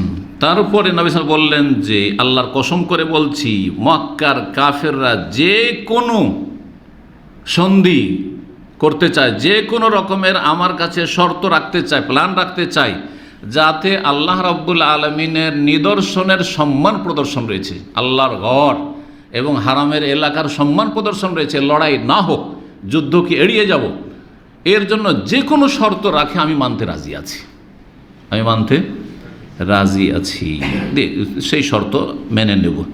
তারপরে নবী করিম সাল্লাল্লাহু আলাইহি ওয়াসাল্লাম একটা ধমক দিলেন উষ্ট্রীকে, উষ্ট্রী লাফিয়ে উঠল, উষ্ট্রী আর তারপরে আরেকটু এগিয়ে গেল, হুদাইবিয়ার কাছাকাছি বসে গেছিল প্রথম, আর তারপর আরেকটু এগিয়ে গিয়ে যখন ঠিক হুদাইবিয়া নামক স্থানে গিয়ে নবী সাল্লাল্লাহু আলাইহি ওয়াসাল্লাম অবতরণ করলেন। মক্কার কাফেরদের প্রতিনিধি একের পর এক আসা শুরু হইল। বুদাইল বিন ওয়ারকা খোজাই একদল খোজা বংশের লোক নিয়ে আসলো। এরা রাসূলুল্লাহ সাল্লাল্লাহু আলাইহি ওয়াসাল্লামের হিতাকাঙ্ক্ষী ছিল, তবে কুফরির অবস্থায় ছিল, কাফের ছিল, কিন্তু কাফের হলো নবী সাল্লাল্লাহু আলাইহি ওয়াসাল্লামের এরা দরদি ছিল। নবী সাল্লাল্লাহু আলাইহি ওয়াসাল্লাম বললেন যে দেখো, কোরাইশরা তো লড়াইয়ের জন্য প্রস্তুত হয়ে রয়েছে। বোদাইল বললেন যে কোরাইশরা তো প্রস্তুতি নিয়ে রয়েছে লড়াইয়ের জন্য এবং মসজিদে হারামে আপনাদেরকে ঢুকতে দেবে না। রাসূলুল্লাহ সাল্লাল্লাহু আলাইহি ওয়াসাল্লাম বললেন যে দেখো, আমরা তো আসলে উমরা করতে এসেছি, আমরা তো আর লড়াই করতে আসিনি। ওরা লড়াই করতে চায়, কিন্তু আমরা তো লড়াই করতে চাই, আর এই উদ্দেশ্য নিয়ে আসেন, আমরা উমরা করতে এসেছি। এবং এই উমরা পালনের জন্য এবং মক্কা প্রবেশের জন্য যে কোনো রকমের সন্ধিতে প্রস্তুত আছি, যদি চুক্তি করতে চায়, সন্ধি করতে চায়, তার জন্য প্রস্তুত হয়ে গেছি। কিন্তু কোরাইশরা লড়াই ছাড়া কোনো পথ বেছে নিল না, না যেতে দেব না, ঢুকতে দেব না, লড়াই করব, এইরকম মন মানসিকতা কোরাইশদের। নবী করিম সাল্লাল্লাহু আলাইহি ওয়াসাল্লাম যখন দেখলেন যে ওরা লড়াই করবে, রাসূলুল্লাহ সাল্লাল্লাহু আলাইহি ওয়াসাল্লাম বললেন যে কোরাইশরা, আমরা তোমরা করতে এসেছি, কোরাইশরা যদি না মানে আর আমাদেরকে প্রবেশ না করতে দেয়, লড়াই ছাড়া কোনো পথ না থাকে, তো লড়াই করব, তাহলে লড়াই করবো, কিন্তু আমরা তো লড়াই করার জন্য আসিনি। এই লড়াই করতে গিয়ে হয় প্রাণ দিয়ে দিব, আর না হলে আল্লাহ রাব্বুল আলামিন আমাদেরকে বিজয়ী করবেন। তারপরে রাসূলুল্লাহ সাল্লাল্লাহু আলাইহি ওয়াসাল্লাম আর কোরাইশদের মাঝে কথোপকথন একের পর এক প্রতিনিধিদের মাধ্যমে হতে লাগলো। বুদাইল ফিরে গেল, আর যাওয়ার পরে কোরাইশদেরকে জানিয়ে দিল যে রাসূলুল্লাহ সাল্লাল্লাহু আলাইহি ওয়াসাল্লাম কাছ থেকে ফিরে আসলাম, উনি তো লড়াইয়ের জন্য আসেনি, তোমরাই মারামারি করতে চাইছো, লড়াই করতে চাইছো, তুমি তো লড়াই করতে আসেনি, তুমি তো উমরা করতে এসেছেন, সাহাবায়ে সবাই উমরা করতে এসেছেন, উমরা করতে দিয়ে দিলি হয়ে যায়। তারপরে মক্কার কাফেররা মুকরিজ বিন হাফসকে পাঠাইলো প্রতিনিধি হিসাবে। রাসূলুল্লাহ সাল্লাল্লাহু আলাইহি ওয়াসাল্লাম তাকে ওই কথাগুলি বলে যে দেখো, আমরা কিন্তু লড়াইয়ের জন্য আসিনি, আমরা এসেছি উমরা করতে, আর এই উমরা পালনের জন্য যে কোনো শর্ত যদি পেশ করে, শর্তগুলো মেনে নেব, সন্ধি করতে রাজি আছি, আর যদি আমাদেরকে ঢুকতে না দেয় তখন আমরা নিরুপায় হয়ে লড়াই করতে হয়, তো প্রয়োজনে লড়াই করব, এইসব কথাগুলি জানিয়ে দিলেন। গেল, সেও ফিরে গেল। আর তারপরে কোরাইশরা তখন যে হাবশি যে কালোরা ছিল, তাদের একদল সেনাবাহিনী কাফেরদের, তাদের নেতা হুলাইস বিন ইকরামাকে পাঠালো। সেই ব্যক্তি মুসলিমদের কাছে আসলো। আসার পরে রাসূলুল্লাহ সাল্লাল্লাহু আলাইহি ওয়াসাল্লাম তাদেরকে বললেন যে হাযা মিন কওমিন ইউআযিমুনাল হাদি ফাবআসুহ। জি, এমন এক সপ্তাহে রাসূলুল্লাহ সাল্লাল্লাহু আলাইহি ওয়াসাল্লাম তাদেরকে বললেন যে এরা এমন জাতি যারা হাদির তাজিম করে, সুতরাং তোমরা তাদেরকে পাঠাও, মানে হাদি তার সামনে পেশ করো। ফাফআলু ফাস্তাকবালুহু ইউলাব্বুন। আর সাহাবায়ে কেরামগণ তালবিয়া পাঠ করছেন, উমরা করতে তালবিয়া পাঠ করছেন, হাদি দেখছে। হুলাইস যখন দেখলো যে আরে এরা তো লড়াই করতে আসেনি, এরা ইহরামের অবস্থায় আছে, এদের সাথে হাদির কোরবানির পশু আছে, আর এরা তালবিয়া পাঠ করছে, লব্বাইক আল্লাহুম্মা লব্বাইক পাঠ করছে, তখন সে অবাক হইল, সুবহানাল্লাহ, মা ইয়ানবাগি লিহাউলা ইউসাদ্দু আনিল বাইত। এই সব লোকদেরকে বাইতুল্লাহ যেতে কেউ বাধা দেয়? কুরাইশরা কি করছে? এটা কেমন আচরণ করছে? লোখাম বংশের জালেমরা, জোজাম বংশ, হিমিয়ার বংশ, চারিদিক থেকে লোকজন আসছে আর উমরা করে যাচ্ছে। ইয়ামান থেকে আসছে, পূর্ব, পশ্চিম, উত্তর, দক্ষিণ, বিভিন্ন এলাকাতে বিভিন্ন গোত্র, কয়েকটা গোত্রের নাম নিয়ে বললেন এই ব্যক্তি হাবাসীদের যিনি নেতা হলে ইসমিন ইকরামা, যে এরা হজ করতে আসছে, এদেরকে কেউ বাধা দেয় না। আর মুহাম্মদ সাল্লাল্লাহু আলাইহি ওয়াসাল্লাম, তার সাহাবায়ে কেরাম মদিনা থেকে তারা হজে এসেছেন, তাদেরকে বাধা দেওয়া হবে। আব্দুল মুত্তালিবের সন্তানকে বাধা দেওয়া হবে। ওয়ুমনা আনিল বাইতি ইবনু আব্দুল মুত্তালিব, আব্দুল মুত্তালিবের সন্তান কাকে বলা হইতো? রাসূল সাল্লাল্লাহু আলাইহি ওয়াসাল্লামকে। কারণ আব্দুল মুত্তালিব সবার কাছে সুপরিচিত, মক্কার সর্দার ছিলেন, তিনি ইন্তেকাল করেছেন, সবাই চেনে আব্দুল মুত্তালিবকে।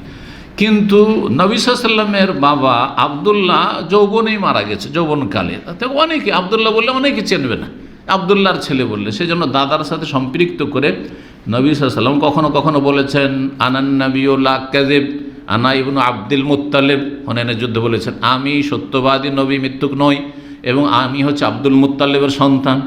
এখান থেকে বোঝা যায় ফিকহি মাসলা যে কেউ দাদার সাথে, দাদার ওপরে কেউ আছে, হ্যাঁ, খ্যাতি সম্পন্ন ব্যক্তি, তার সাথে নিজেকে সম্পৃক্ত করে আমি অমুকের সন্তান বলতে পারি। যেমন আমরা আদম সন্তান বলছি না, আমি আদমের সন্তান বলতে পারি না? তা আদম সন্তান যদি বলতে পারি, তো আমার দাদার দাদা কোনো বিখ্যাত ব্যক্তি ছিলেন, তার সাথে আমি নিজেকে সম্পৃক্ত করতে পারি না? অবশ্যই করতে পারি।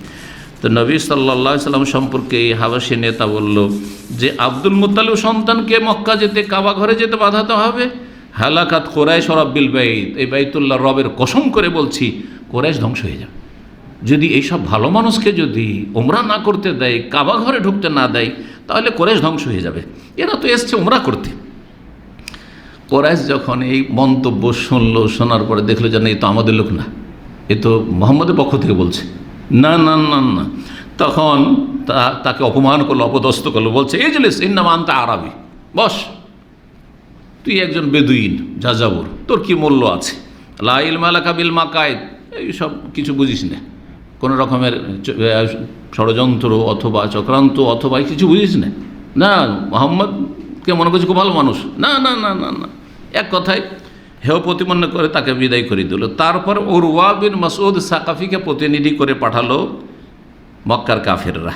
আসলো, আসার পরে কথা বললো রাসূলুল্লাহ সাল্লাল্লাহু আলাইহি ওয়াসাল্লামের সাথে। রাসূলুল্লাহ সাল্লাল্লাহু আলাইহি ওয়াসাল্লাম ওই কথাগুলি আগের বললেন যে দেখো আমরা এসেছি উমরা করতে, আমরা লড়াই করতে তোমাদের সাথে আসিনি, আমরা মক্কা যেতে দাও, কাবা ঘরে তওয়াফ করবো, সাফা মারওয়া সাই করবো, আর উমরা করার পর আমরা ফিরে চলে আসবো, ব্যাস এটাই উদ্দেশ্য।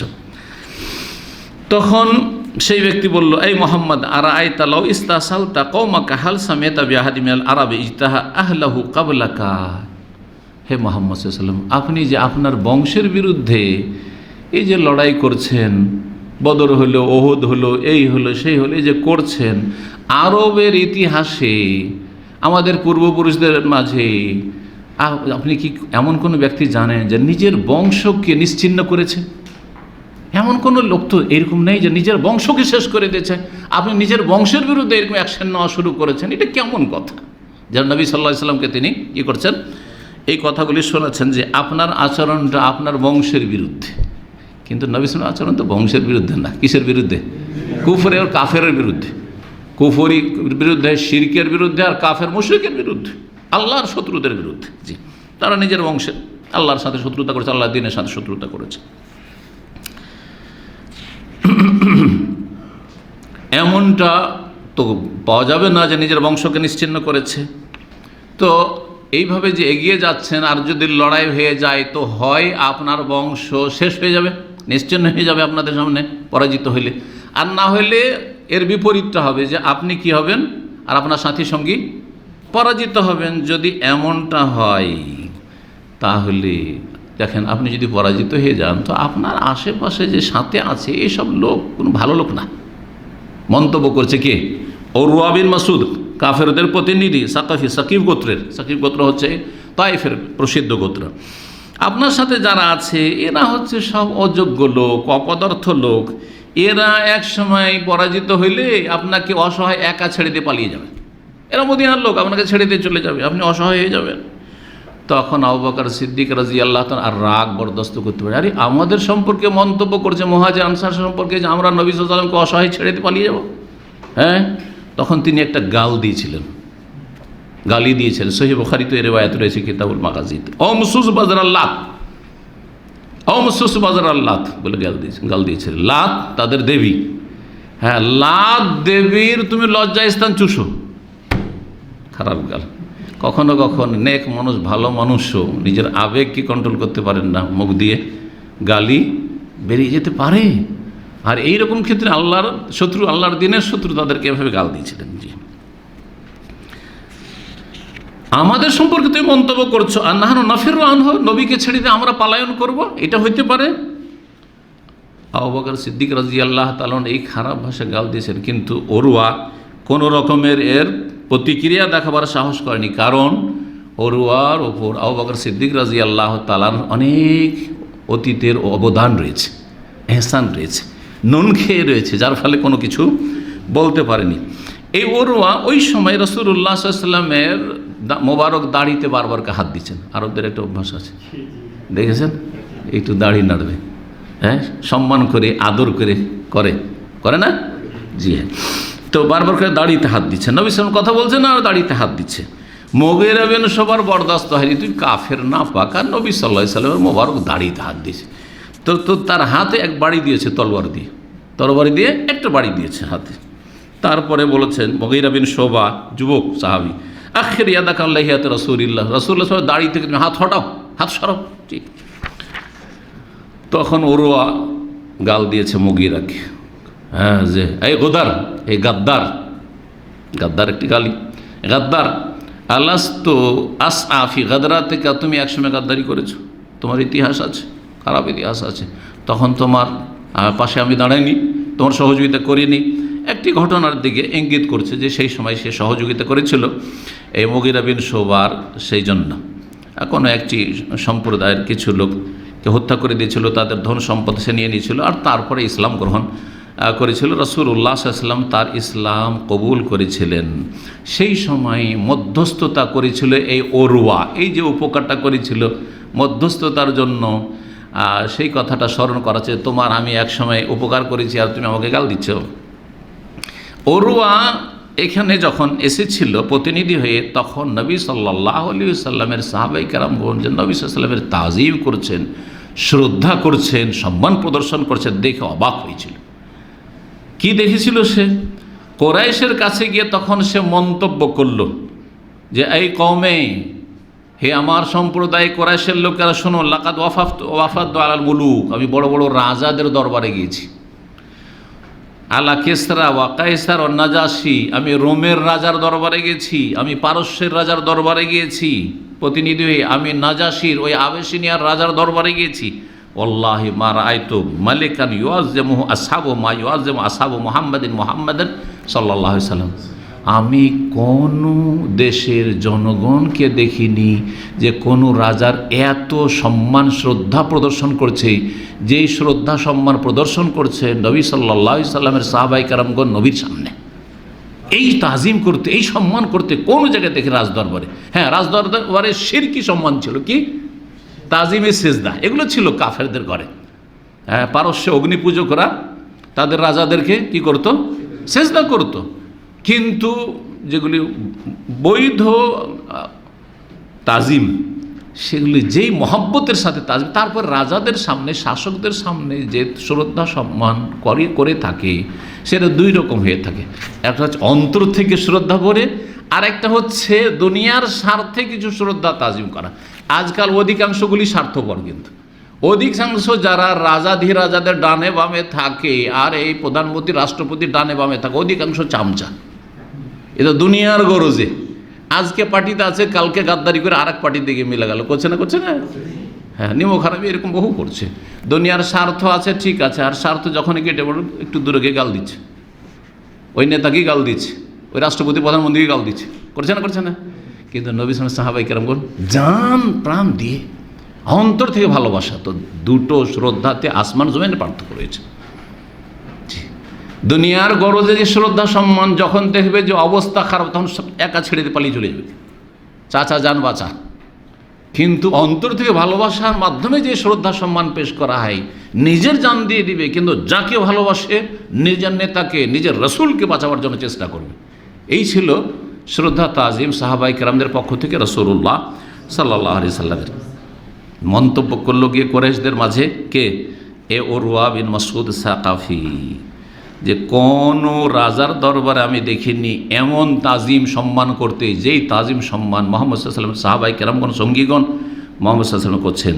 ওয়াল্লাহি কেমন শ্রদ্ধা সম্মানগুলি ছিল তার একটা ঝলক তিনি তুলে ধরছেন। বলছে ওয়াল্লাহি, আল্লাহর কসম করে বলছে, ইন তানাখামা নুখামাতান, নবী সাল্লাল্লাহু আলাইহি ওয়াসাল্লাম যদি থুথু ফেলছেন, একটু কাশ ফেলছেন, ইল্লা ওয়াকাত ফি কাফি রাজুলি মিনহুম, তাদের যে কেউ চট করে ধরে নিচ্ছে, থুথু চট করে ধরে নিচ্ছে সেই কাশ, জি, আর তারপরে সেটা নিজের ফাদালাকা বেহা ওয়াজহাহু জিলদাহু, আর তারপরে নিজের চেহারাতে নিজের শরীরে মেখে নিচ্ছে। কি ভালোবাসা! ওয়াইজা আমার আহম ইবতাদারু আমরাহ, আর যদি কোনো হুকুম করছেন রাসূলুল্লাহ সাল্লাল্লাহু আলাইহি ওয়াসাল্লাম, দৌড় দিচ্ছে, সব ঝাঁপ দিচ্ছে, কে আগে পালন করতে পারে, কে আগে কাজটি করতে পারে। ওয়াইজা তাওয়াদ্দার, যখন নবী উজু করছেন, উজু করতে দেখলাম কাদু ইয়াক্তাতিরুনা আলা ওয়াজু, উজুর পানি নিয়ে কাড়াকাড়ি করতে গিয়ে মারামারি করে ফেলবে, কে নিতে পারে, মারামারি শুরু হয়েছে মনে হচ্ছে। এইরকম ভালোবাসাতে ওয়াইজা তাকাল্লাম, আর যখন নবী কথা বলছেন সাল্লাল্লাহু আলাইহি ওয়াসাল্লাম, খাফাজু আসওয়াতাহুম ইনদাহু, আস্তে করে কথা বলছে, জোরে কোনো কথা নেই সাহাবায়ে কেরামদের, জোরে কোনো কথা নেই। ওমা ইউহিদ্দুনা ইলাইহি নাজরা তাজিমাল্লাহু, আর এত শ্রদ্ধা করেন যে শ্রদ্ধার কারণে নবী সাল্লাল্লাহু আলাইহি ওয়াসাল্লামের দিকে কেউ তাকিয়ে দেখে না। দেখবেন যারা খুব বেশি সম্মান করে কাউকে, চোখে চোখে দেখতে লজ্জা পায়, চোখে চোখে দেখতে কি ভাই লজ্জা পায়। আমি দেখেছি অনেক লজ্জাশীল আমাদের ছাত্র ভাইরা আছেন, ও চোখে চোখে দেখে কথা বলছেন, জি, দেখলে বোঝা যায় যে ছেলে কত ভদ্র, বা এই লোক কত মানে ভয়ে কথা বলছে বা শ্রদ্ধার সাথে কথা বলছে, যে যার ফলে চোখ মিলিয়ে কথা বলতে লজ্জা পাচ্ছে। জি, সুতরাং এত ভালো মানুষ, আর এর সাথী সঙ্গীরা এত বেশি ভালোবাসে, তোমরা কি মনে করেছি যে একে ছেড়ে দিয়ে চলে যাবে? জান কোরবানি করে দেবে, হ্যাঁ, একে রক্ষা করার জন্য এবং এর সাথ দেওয়ার জন্য। সুতরাং যে প্ল্যান পেশ করছেন মুহাম্মদ সাল্লাল্লাহু আলাইহি ওয়াসাল্লাম, যে ঢুকতে দাও মক্কায়, আর তারপরে তফ করে নিক, উমরাটা করে নিক, আর চলে যাবে, করতে দাও, তাহলে ভালো হয়, এইটাই ভালো হবে। এরকম কথোপকথন চলছে। ওই সময় রাতের অন্ধকারে কুরাইশদের কিছু যুবক, যাদের সংখ্যা 70 থেকে 80 জন ছিল, রাতের অন্ধকারে পাহাড়ের পেছন দিক থেকে এসে হঠাৎ করে হামলা করার প্ল্যান নিয়েছে মুসলিমদের ওপর, সাহাবায়ে কেরামদের ওপর আক্রমণ করার জন্য একবার এসে গেছে। তানঈম যে মসজিদ তানঈম রয়েছে, মসজিদ তানঈমের কাছে যে পাহাড় রয়েছে, জাবালে তানঈম পাহাড়, এই পাহাড়ের পেছন দিক থেকে এসে মুসলিমদের ছাউনিতে এসে হামলা করার জন্য নেমেই পড়েছে। আর উদ্দেশ্য তাদের ছিল যে সমস্ত সাহাবায়ে কেরাম যে 1400 জন, তাদের সবগুলোকে হত্যা করে দেয়, মেরে ফেলা। সাহাবায়ে কেরাম টের পেয়ে গেছেন, রাতের অন্ধকারে হলেও টের পেয়ে গেছেন যে কিছু লোকের আরে কোত্থেকে পাহাড়ের ওপর দিয়ে নেমে আসছে, তাদের সবগুলিকে ধরে ফেলেছেন, সবগুলিকে বন্দী করেছেন। নবী করিম সাল্লাল্লাহু আলাইহি ওয়াসাল্লাম চিন্তা করলেন যে এই সময় যদি এগুলোকে মেরে দিই অথবা বন্দী করি, তাহলে তো বড় ধরনের যুদ্ধ শুরু হয়ে যাবে। হেকমত, এর নাম হচ্ছে হেকমত। নবী সাল্লাল্লাহু আলাইহি ওয়াসাল্লাম সাহাবায়ে কেরাম বন্দী করলেন, ধরলেন, আর তারপরে তাদেরকে কি করলেন, ছেড়ে দিলেন যে তোমরা চলে যাও এখান থেকে। এটা একটা ভালো প্রতিক্রিয়া পড়ল, এর একটা ভালো প্রভাব পড়লো মক্কার কাফেরদের ওপর, কুরাইশদের ওপর। এটা হইল কি, যে ধরা 70-80 জন বন্দী হয়েছে, তারপরে তারা ছাড়া পেয়েছে। এতে একটা প্রভাব পড়লো যে নবী সাল্লাল্লাহু আলাইহি ওয়াসাল্লামের ভালো আচরণ, যারা অপরাধ করতে গেছিল, খুন করতে গেছিল, তাদেরকে ছেড়ে দেওয়া, যেমন তেমন কথা নয়। 2 নম্বর কথা, যে তাদের অন্তরে ভীতি সঞ্চারিত হইল, যে আমাদের লোক গিয়ে ধরা খেয়েছে, আমরাও যদি বেশি বাড়াবাড়ি করি তো আমরাও ধরা খাবো, শেষে হ্যাঁ আমাদেরই ক্ষতি হবে। এরকম একটা প্রভাবও পড়লো অন্তরের ওপর, মানে তাদের মনোবল দুর্বল হতে লাগলো, যার ফলে তারা বাধ্য হলো সন্ধিতে।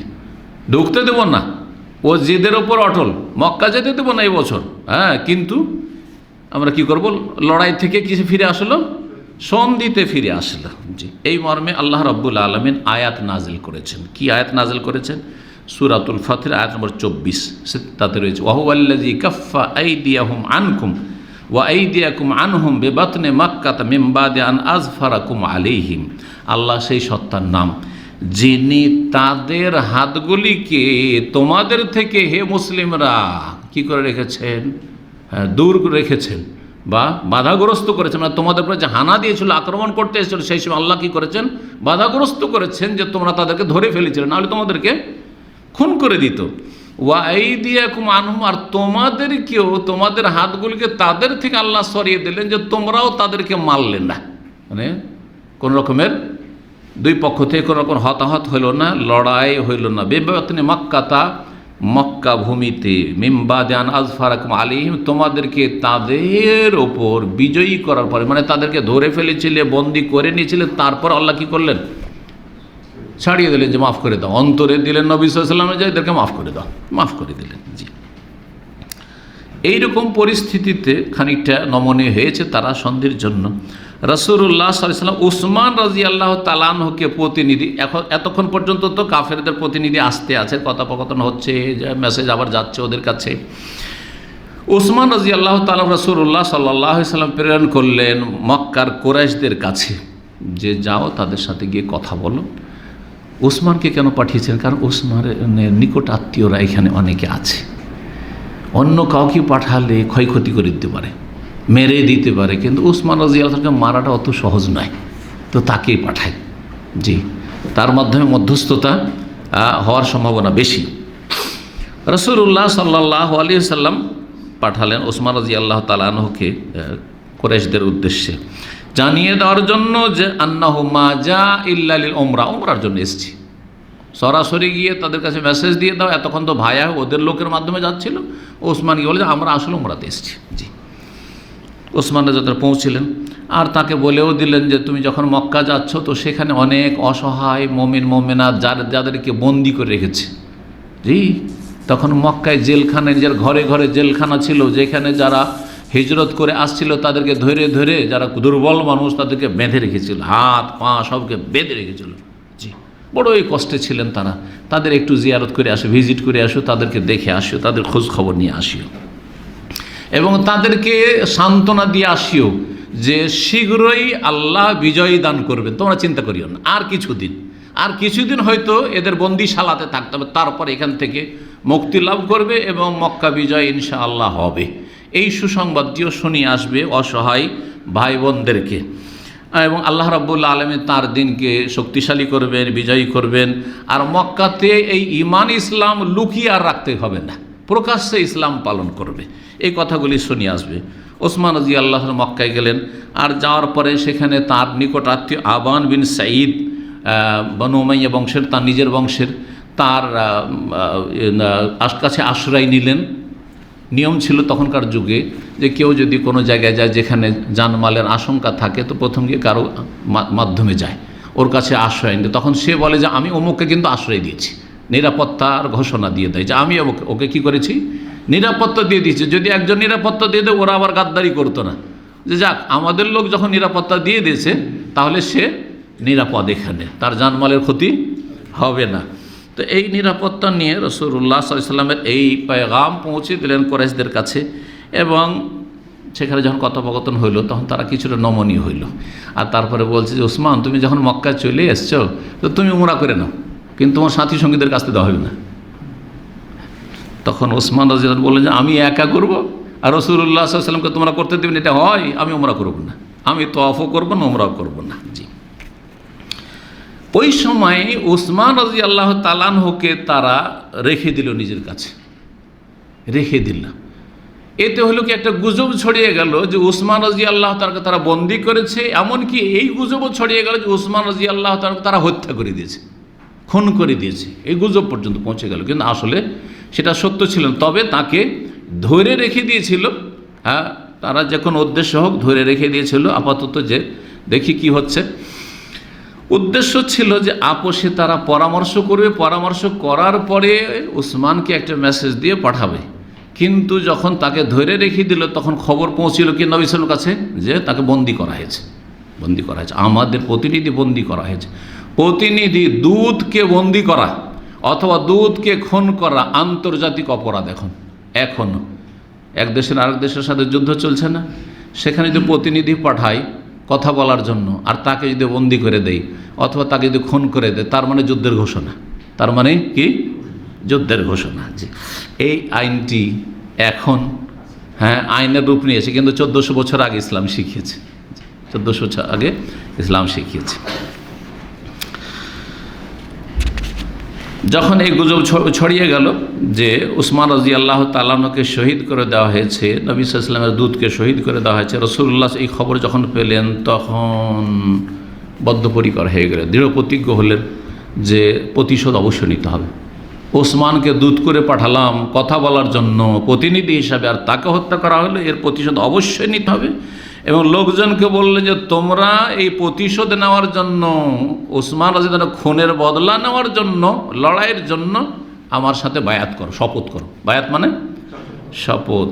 যেই শপথের কথা রাসূলুল্লাহ সাল্লাল্লাহু আলাইহি ওয়াসাল্লাম বলেছিলেন, এই সূরাতুল ফাতহের 2টি আয়াত আল্লাহ রাব্বুল বর্ণনা করেছেন। এই শপথটি নিয়েছিলেন একটি গাছের তলায়, বাবলার গাছ, যে গাছটি ছিল বাবলার গাছ, হুদায়বিয়া ছিল সেই গাছের তলায়। এবং এই শপথ ছিল মরণের শপথ, মরণের শপথ, যতক্ষণ মরে যাব না ততক্ষণ পর্যন্ত আমরা কি করব, প্রতিশোধ নেওয়ার জন্য প্রস্তুত হয়ে রয়েছি। যে সমস্ত সাহাবায়ে কেরাম ছুটে আসলেন বায়াত করার জন্য, যে আমরা পলায়ন করব না রণক্ষেত্র, যুদ্ধের ক্ষেত্র থেকে, এবং আমরা মরে গেলেও আমরা পিছপা হব না। এই বায়াত করে রাসূলুল্লাহ সাল্লাল্লাহু আলাইহি ওয়াসাল্লাম এক হাতকে আর এক হাতের উপর রাখলেন আর বললেন যে তোমরা সবাই বায়াত করছো, উসমান এখানে, উসমানও যেন আমার সাথে বায়াত করে, তার পক্ষ থেকে আমি বায়াত করছি। এই হাতটা হচ্ছে উসমান, এটা হচ্ছে আমার হাত, এটা হচ্ছে আমার হাত। রাসূলুল্লাহ সাল্লাল্লাহু আলাইহি ওয়াসাল্লাম এভাবে বায়াত করলেন উসমান রাদিয়াল্লাহুর পক্ষ থেকে। যখন বায়াত শেষ হয়ে গেল তখন আল্লাহ রাব্বুল আলামিন এই বায়াত শপথের ফজিলত সম্পর্কে আয়াত নাজিল করলেন। সূরা আল ফাতহ আয়াত নম্বর 10-এ রয়েছে এবং আয়াত নম্বর 18-তে রয়েছে। আয়াত নম্বর 10-এ রয়েছে ইন্নাল্লাযিনা ইউবাইউনাকা ইন্নামা ইউবাইউনাল্লাহ, হে নবী তোমার সাথে যারা বায়াত করছে, শপথ নিচ্ছে বা শপথ করছে তোমার সাথে, তারা মূলত আল্লাহর সাথে শপথ করছে। ইন্নামা ইউবাইউনাল্লাহ ইয়াদুল্লাহি ফাওকা আইদিহিম, আল্লাহর হাত তাদের হাতের উপর রয়েছে, আল্লাহর হাত তাদের হাতের ওপর রয়েছে। সুতরাং এই বায়াত যারা ভঙ্গ করবে, চুক্তি ভঙ্গ করবে, তাদের জন্য কঠিন শাস্তি রয়েছে। জি, ওমান আওফা বিমা আহাদ আলাইহিল্লাহ, আর যদি আল্লাহর সাথে যে ওয়াদা প্রতিশ্রুতি করলো, যে বায়াত করলো, যদি পুরা করে তো ফাসানুতিহি আজরান আযীমা বা ফাসায়ুতিহি আজরান আযীম, আল্লাহ রাব্বুল আলামিন তাদেরকে মহা পুরস্কার দেবেন। আল্লাহ বলছেন ফাসায়ুতিহি আজরান আযীমা, অবশ্যই আল্লাহ রাব্বুল আলামিন তাদেরকে মহা পুরস্কার দেবেন। 18 নম্বর আয়াত আল্লাহ কি বলছেন, লাকাদ রাদিয়াল্লাহু আনিল মুমিনিন, আল্লাহ সেই সব মুমিনদের ওপর সন্তুষ্ট হয়ে গেছেন। এসব মুমিন কারা? এই হুদায়বিয়ার সন্ধিতে উপস্থিত 1400 সাহাবায়ে কেরাম। ইয ইউবাইউনাকা তাহতা শাজারা, যখন তারা বায়াত করেছিল গাছের তলায়, তাহতা শাজারা, ফাআলিমা মা ফি কুলুবিহিম, তারা তাদের অন্তরে যে ঈমান এবং ইয়াকিন রয়েছে তা আল্লাহ জেনেছেন এবং তাদেরকে আল্লাহ রাব্বুল আলামিন উত্তম প্রতিদান দান করেছেন। বলছেন আল্লাহ রাব্বুল সেই সম্পর্কে যে লাকাদ রাদিয়াল্লাহু আনিল মুমিনিনা ইয ইউবাইউনাকা তাহতা শাজারা ফাআলিমা মা ফি কুলুবিহিম, তাদের অন্তরে যা কিছু আছে আল্লাহ জানছেন। ফাআনজালাস সাকিনাতা আলাইহিম, তাদের অন্তরে আল্লাহ প্রশান্তি ঢেলে দিয়েছেন। ওয়া আসাবাহুম ফাতহান কারিবা, এবং শীঘ্রই তাদেরকে আসন্ন কি করবেন, বিজয় দান করবেন। এখানেও ফাতহ বিজয় বলা হয়েছে, আর প্রথম আয়াতে কি বলা হয়েছে, সুস্পষ্ট বিজয় বলা হয়েছে। ওই আয়াতটা পড়ে দিই। আল্লাহ কি বলছে, ইন্না ফাতাহানা লাকা ফাতহাম মুবিনা, নিশ্চয় হে নবী তোমাকে বিজয় দান করেছি, সুস্পষ্ট বিজয়। লিয়াগফিরা লাকা আল্লাহু মা তাকাদ্দামা মিন যামবিকা ওয়া মা তাআখারা ওয়া ইউতিম্মা আলাইকা নি'মাতাহু ওয়া ইয়ানসুরাকা। আল্লাহ বলছেন লিয়াগফিরা লাকা আল্লাহু মা তাকাদ্দামা মিন যামবিকা ওয়া মা তাআখারা ওয়া ইউতিম্মা নি'মাতাহু আলাইকা ওয়া ইয়াহদিয়াকা সিরাতাম মুস্তাকিমা, তোমার আগের পরের গুনাহগুলি আল্লাহ ক্ষমা ঘোষণা করতে চান। ওয়া ইউতিম্মা নি'মাতাহু আলাইক, এবং তোমার ওপর নিয়ামতকে পরিপূর্ণ করতে চান। ওয়া ইয়াহদিয়াকা সিরাতাম মুস্তাকিম, তোমাকে সরল পথে পরিচালিত করতে চান। ওয়া ইয়ানসুরাকা আল্লাহু নাসরান আজিজা, এবং আল্লাহ তোমাকে মহা বিজয় দান করতে চান। নাসরান মহা সাহায্য, নাসরান আজিজা, জি দিতে চান। হুয়াল্লাযী আনজালা সাকিনাতা ফি কুলুবিল মুমিনিন, আল্লাহ সেই সত্তা যিনি মুমিনদের অন্তরে প্রশান্তি নাজিল করেছেন। এইভাবে এই প্রসঙ্গ, হুদায়বিয়ার ঘটনার প্রসঙ্গগুলি আল্লাহ তুলে ধরেছেন। এই আয়াতে যেহেতু আল্লাহ কি বলছেন, বায়াতকে লাকাদ রাদিয়াল্লাহু আনিল মুমিনিন, আল্লাহ রাজি হয়ে গেছেন ওই সব মুমিনদের উপর ইউবাইউনাকা তাহতা শাজারা, যখন তারা বায়াত করেছিল গাছের নিচে। এই জন্য এই বায়াতের নাম বায়াতে রিজওয়ান। এই বায়াতের নাম হচ্ছে বায়াতে রিজওয়ান, আমরা রিজওয়ান বলি, আর দদ শব্দ রিদওয়ান, রিদওয়ান সন্তুষ্টির বায়াত। হ্যাঁ, কিসের সন্তুষ্টির বায়াত? যে এই বায়াত আল্লাহকে এত পছন্দ লেগেছিল যে আল্লাহ সাহাবায়ে কেরামদের পর সন্তুষ্ট, যে কথা ঘোষণা করে দিয়েছেন লাকাদ রাদিয়াল্লাহ, আল্লাহ রাজি হয়ে গেছেন। আল্লাহ কি হয়েছেন? রাজি হয়ে গেছেন। আল্লাহ রাজি, কিন্তু শিয়ারা রাজি না। এই আয়াত আল্লাহ সাহাবায়ে কেরামদের সম্পর্কে বলছেন আল্লাহ রাজি হয়ে গেছেন। এখানে তো শুধু 1400 সাহাবায়ে কেরাম সম্পর্কে বলেছে যারা হুদায়বিয়াতে হাজির ছিলেন, কিন্তু সমস্ত সাহাবায়ে কেরাম মুহাজিরিন আনসার তাদের সম্পর্কে আল্লাহ সূরা তবার আয়াত নম্বর 100 কি বলেছেন? ওয়াস-সাবিকুনা আল-আউওয়ালুনা মিনাল মুহাজিরিন ওয়াল আনসার ওয়াল্লাযিনা ইত্তাবাউহুম বিইহসানিন রাদিয়াল্লাহু আনহুম ওয়া রাদু আনহু। মুহাজিরিন, আনসার এবং তাদের যারা অনুসারী সবার উপর আল্লাহ রাজি হয়ে গেছেন, এবং ওরাও আল্লাহর নিয়ামত পেয়ে রাজি হয়ে গেছে, আর রাজি হয়ে যাবে। এই জন্য এই বায়াতকে কি বলা হয়? বায়াতে রিজওয়ান বলা হয়। এখন আসবো হুদায়বিয়ার সন্ধি। হুদায়বিয়ার সন্ধি শুরু হইল, সন্ধির লেখাপড়া শুরু হল। লেখাপড়া যেই শর্তগুলির ওপর হয়েছিল বা যে কন্ডিশনগুলি হয়েছিল সেগুলি ছিল এইরকম। কোরাইশরা যখন এই বায়াতের কথা শুনতে পেল, কোরাইশদের কাছে খবর পৌঁছে গেছে যে এদিকে আমরা উসমানকে রেখে দিয়েছি, আর ওইদিকে কি হয়েছে? নবী সাল্লাল্লাহু আলাইহি ওয়াসাল্লাম বায়াত নিয়েছেন যে উসমানের খুনের প্রতিশোধ নেব। এখনও হত্যা করেননি, আর হত্যা আসলে করেননি। জি, তখন তারা ভীত সন্ত্রস্ত। আরে মুহাম্মাদের সাথীর সঙ্গে বায়াত করেছে, তার মানে মরে যাবে, কিন্তু হ্যাঁ পেছনে সরবে না, তাহলে তাদের সামনে আমরা টিকতে পারবো না। তাড়াতাড়ি করে তখন সুহাইল বিন আমর নামক একজন কাফের প্রতিনিধি নেতাকে পাঠালো কি করার জন্য? সন্ধি চুক্তি করার জন্য, সন্ধি করার জন্য আসলো। আসার পরে দীর্ঘ সময় নবী সাল্লাল্লাহু আলাইহি ওয়াসাল্লামের সাথে কথা বলল। রাসূলুল্লাহ সাল্লাল্লাহু আলাইহি ওয়াসাল্লামের সামনে সেই শর্তগুলি পেশ করলো। সেসব শর্তগুলি যা শর্ত বলে মক্কার কাফেররা সবগুলি রাসূলুল্লাহ সাল্লাল্লাহু আলাইহি ওয়াসাল্লাম কি করলেন? মেনে নিলেন, যে অসুবিধা নেই। বাহ্যিক সেই শর্তগুলি তো সব হার হার হার, মনে হচ্ছে যে আমরা হেরেই গেলাম।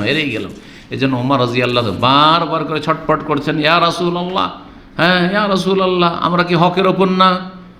অবশ্যই হকের ওপর। আল্লাহনা আল্লাহ হক, অবশ্যই হকের ওপর। আমরা যখন হকের ওপর, তাহলে আমরা কেন ছোট হব? কাফেররা ছোট হবে, আমরা তাদের কাছে ছোট হব। যা বলছে তাই মেনে নিচ্ছেন, যা বলছে তাই মেনে নিচ্ছেন, এটা কেমন হচ্ছে? লড়াই করব। জি, কিন্তু নবী সাল্লাল্লাহু আলাইহি ওয়াসাল্লাম ঠান্ডা, যা বলছে বলতে দাও, কারণ তিনি ওহীর ভিত্তিতে কথা বলছেন, রাসূল, নবী। জি, শর্তগুলি ছিল। প্রথম শর্ত যে রাসূলুল্লাহ সাল্লাল্লাহু আলাইহি ওয়াসাল্লাম তার সাথী সঙ্গীদেরকে নিয়ে এই বছরে ফিরে চলে যাবেন। এই বছরে কি করবেন? ফিরে চলে যাবেন। এখানে একটি কথা বলি যে ওসমান রাদিয়াল্লাহু তাআলা ওইদিকে মক্কা থেকে কিন্তু ছেড়ে দিয়েছে। কিছুক্ষণ পরে যেমনই বায়াত শেষ হয়েছে, এদিকে বায়াত করা হয়েছে গাছের তলে, আর তখনই ওসমান এসে হাজির। তাহলে আর লড়াই করতে হলো না। হ্যাঁ, ওসমান বেঁচে আছেন, আলহামদুলিল্লাহ, যাক, কিন্তু বায়াত হয়ে গেছে। রাসূলুল্লাহ এই বছর ফিরে যাবেন। ওয়ালায়াদখুল মক্কা, মক্কা ঢুকতে দেওয়া হবে না, সামনে বছর ঢুকতে দেওয়া হবে। জিদ পুরা করা, শুধু কি করা? জিদ পুরা করা। ছোটো হইলাম না, ঢুকতে দেবো সামনে বার, এবার না, এবার চলবে না, কোনো মতেই না। সামনে বার আসবে, কিন্তু মাত্র 3 দিন থাকতে হবে, 3 দিনে 4 দিন না। আচ্ছা, তারপরে কোনো অস্ত্র প্রকাশ্যে নিয়ে আসবে না। যদি কোনো অস্ত্র থাকে তাহলে অস্ত্রের গেলাফে ভরা থাকবে, যাতে প্রমাণ হয় যে এটা প্রতিরক্ষার জন্য রাখা হয়েছে, কিন্তু যুদ্ধ উদ্দেশ্য, লড়াই উদ্দেশ্য নাই। জি। 2 নম্বর শর্ত ছিল যে আগামী 10 বছর কোরাইশ, মক্কার লোক আর মুহাম্মদ সাল্লাল্লাহু আলাইহি ওয়াসাল্লাম তার সাথী সঙ্গে মদিনার লোকের মাঝে কোনো রকমের লড়াই হবে না, যুদ্ধ বিরতি, যুদ্ধ বন্ধ থাকবে, কোনো রকমের লড়াই হবে না 10 বছর। 3 নম্বর শর্ত যে এই সময়তে, এই 10 বছরের যে মেয়াদ, সন্ধির মেয়াদ, এর মাঝে আশেপাশের যতগুলি গোত্র বংশ আছে এরা যে কোনো 2 পক্ষের, এক পক্ষের সাথে তারা কি করতে পারে? মিলে যেতে পারে, মিত্রতা ঘোষণা করতে পারে। যাদের ইচ্ছা হবে মক্কার কোরাইশদের সাথে মিত্রতা ঘোষণা করবে, আর যাদের ইচ্ছা হবে মুহাম্মদ সাল্লাল্লাহু আলাইহি ওয়াসাল্লাম তার সাথীর সঙ্গে মদিনাবাসীর সাথে মিত্রতার ঘোষণা করবে। জি। এবং তাদের সাথে চুক্তিতে আবদ্ধ হবে। 4 নম্বর শর্ত ছিল যে মুসলিমদের কোনো ব্যক্তি যদি মক্কায় চলে আসে তাহলে ফেরত দেওয়া হবে না। মুসলিম হয়ে মদিনা গিয়েছিল আর মদিনা থেকে ইসলাম পছন্দ লাগলো না আর ফিরে চলে আসলো আবার, তাহলে তাকে ফেরত দেওয়া হবে না, তাকে মক্কাতে কাফেররা আশ্রয় দেবে। কিন্তু মক্কা থেকেও যদি পালিয়ে যায়, ইসলাম গ্রহণ করে, মদিনায় আশ্রয় নেয়, তাহলে তাকে ফিরিয়ে দিতে হবে। কত বড় কথা চিন্তা করেন, এটা মানা যায়? এই শর্ত যখন তারা পেশ করলো আর লিখতে যাওয়া হচ্ছে, উমর বলছেন ইয়া রাসূল এটা মানাই যাবে না, সমান সমান থাকতে পারে। হ্যাঁ, আমাদের লোক যে চলে যাবে চলে যাক গা, অবাঞ্ছিত সে মুরতাদ হয়ে, আর ওদের লোক যে আসবে ওকে অবশ্যই আশ্রয় দেবো, ইসলাম কবুল করে আসবে আর তাকে ফিরিয়ে দেবো, এটা কী করে হইতে পারে? এইটা হবে না। নবী সাল্লাল্লাহু আলাইহি ওয়াসাল্লাম বলছেন না, চুপ থাকো, যেটা বলছে সেটাই মানো। আল্লাহু আকবার। জি।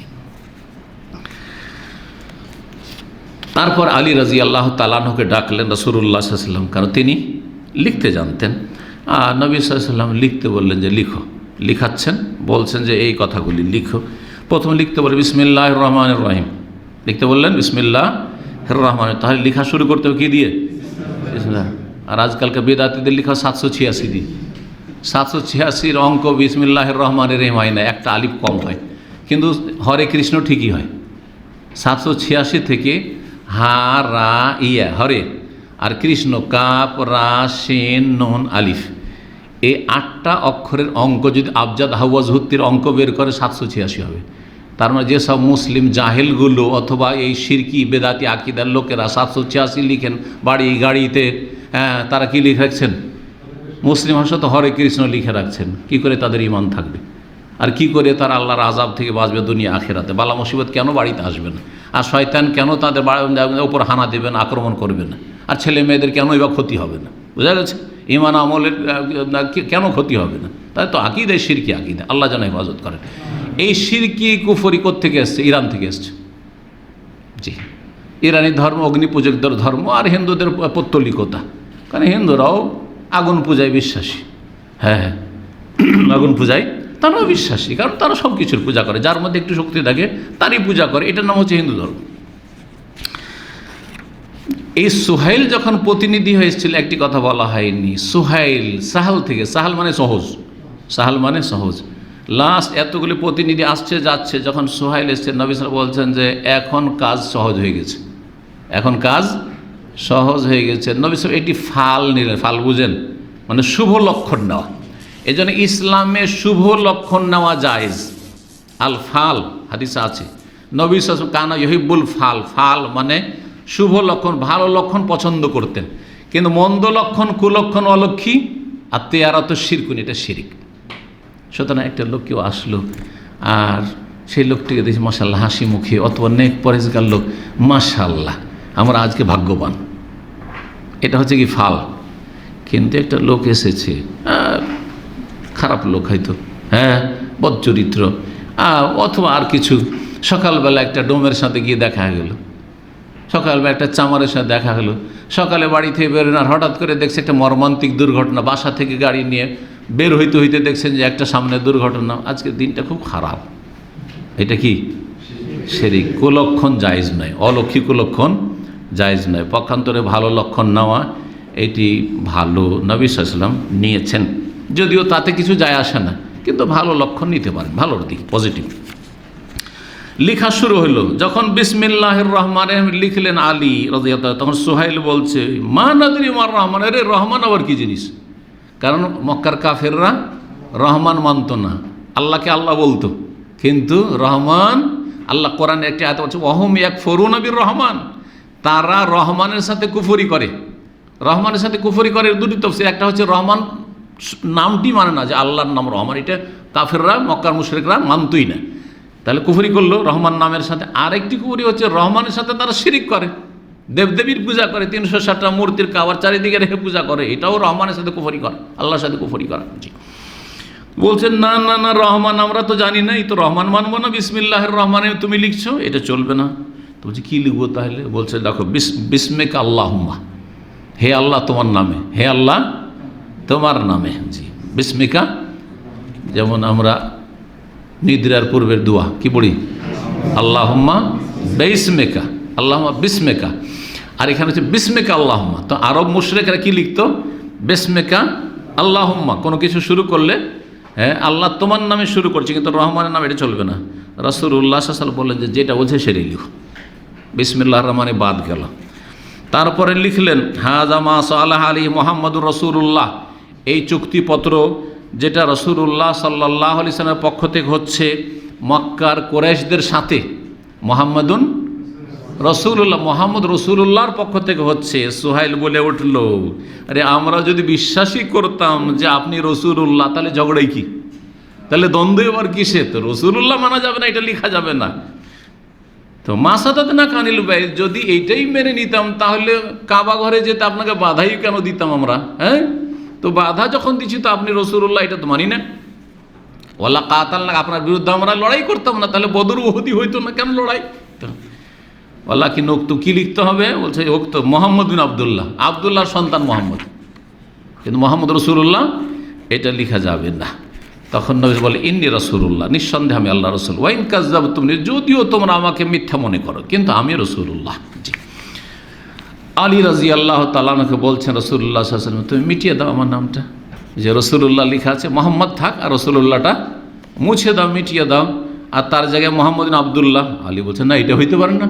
আরে আমি রসুলের প্রতি বিশ্বাস করেছি, আমি রসুল, আমি মিটিয়ে দেবো কী করে? আমি মিটাতে পারবো না, তো অসম্ভব কথা, আমি মিটাতে পারবো না। লিখে দিয়েছি মুশকিল।